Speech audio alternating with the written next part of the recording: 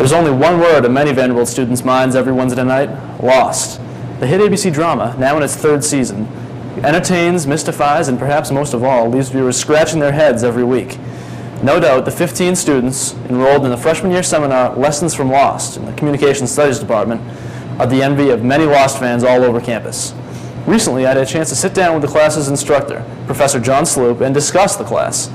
I started off by wondering, where did he get the idea? And last year, there was a student who, I was watching Lost, and I was a fan. I liked it. I probably didn't like it quite as much as some of the students, and I was watching this student do a presentation on Lost about gender representations, and she was comparing the gender dynamics from the first tribe to the survivors of the second tribe, the beginning of season 2, which had just started. And it was just a lovely report. And not because the student was that much better than everybody else, although she was quite good.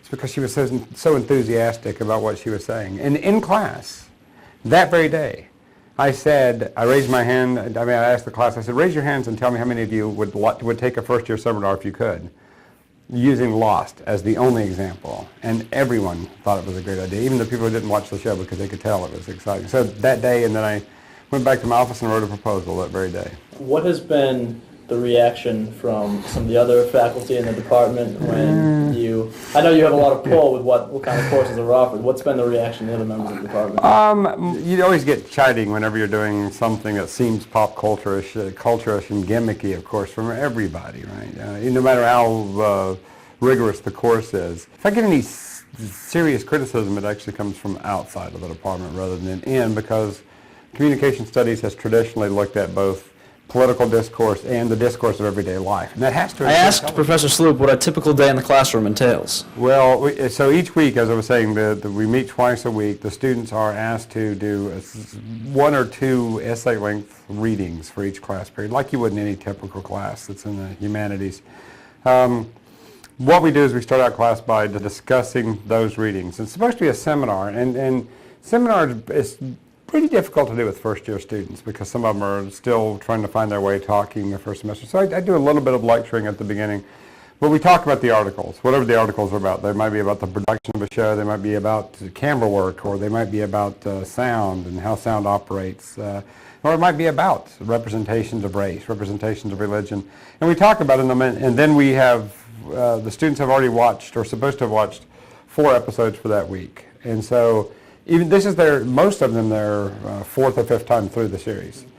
So they're watching it, and then I we'll choose one of the episodes, whichever one we think is probably most relevant for that week's reading or that day's reading. And we watch, not a whole episode, we don't have time for that, probably about 15 minutes. And then talk about it and sort of spur conversation based on whatever it is we're reading for that week. So who has more fun, the professor or the students? There's no way. And I think this is, part of this is age. I think simple as that. I can't have as much enthusiasm as them. I try to, but they love this in a way that I can't do anymore. I asked Professor Sloop how he would combat the notion that this class would be an easy A. Well, you know, I've mentioned this to a lot of people. There was one of these websites, College Humor had it on there, and a couple of other places had listed the top 10 easiest or most moronic classes in college. And if you look at the list, it's all movies, TV, music. And I mean, to be quite frank, it's a easy way to think about the way these things work, because what you're doing is you're saying, I think pop culture is dumb, therefore these courses are going to be easy. And that's crazy. The course is called Lessons from Lost, and I'm taking the same sort of critical theory that we apply all the time to literary text. And if I had called the course Lessons from Moby Dick or Lessons from Ulysses and used those as my text, nobody would put it on a list saying it was moronic. And it's the same thing. It's the same types of theory. And in fact, some of it's the exact same theory, just using a different text to talk about it. Individuals can draw specific lessons, but what the show does is ask some pretty large questions. It really is about asking the really large philosophical question, what is life? We're all asking that every day in our lives. What are the influences that are impacting me? Where are we going? What am I doing? What is this about? And the show is asking those questions. The lessons from Lost are the lessons that you're going to draw from it as an individual viewer, right? And I think, some of the show does some pretty obvious things on that level. The man of science versus the man of faith. Those struggles. But also, what is going on? What is going on? What is Dharma? What are all these things? Is this a conspiracy? What if we look at the films? And I think those are questions we ask. What answers do we draw from them? That's a fascinating question. It's not one I can answer because there aren't single lessons. There are questions that Lost asks you to answer, and that's what you draw from it. And also, a course in cultural studies is also going to ask questions. What are the lessons we can draw from it about race or about gender? And we're going to ask those as well. Or about, the show's sort of fascinating in religious ways. When I was first watching it, the polar bear appeared early on, and I thought, what the hell is this? And the show just keeps doing that, right? It has to have characters that I care about. I either care about because I want them to be around, or I care about them and I can't stand them. Right? And it gives me enough of those characters. I think the large ensemble cast has given me so many people to care about, and people I'm going to miss who are dead now, or people who, for whatever reason. So I think it's that combination of characters we care about, themes we care about, and that ongoing mystery. The surprises. The people I would have killed off early.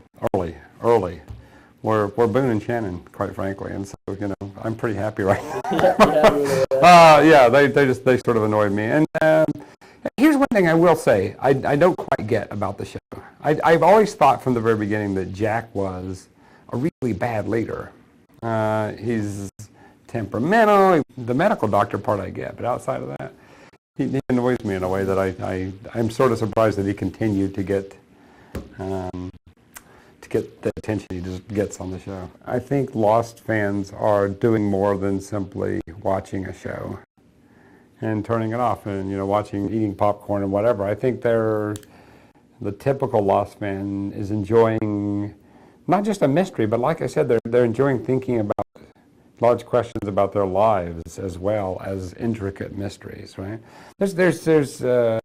Lost is not a show that you just watch. I want that to be stressed. I think that's doing interesting work. When you and I sit down to argue about what people are doing, or if they're doing the right thing or wrong thing, we're talking about values and principles of our society, and that's important. And if a show can do that, heck, that's what we try to do in classrooms, so that's good if a show does it. It's the best show on television. It's one of the most addictive television shows ever. And I don't know what else to say besides that. It will lead you asking questions from the very moment the show begins. Every person I've shown the first episode to gets addicted immediately. And the good thing is, if you're on Vanderbilt's campus, right, we had several copies of season 1 and 2. The library purchased, so they can go watch it there. It's easy. I could do nothing more than endorse it so heartily. And I think this is.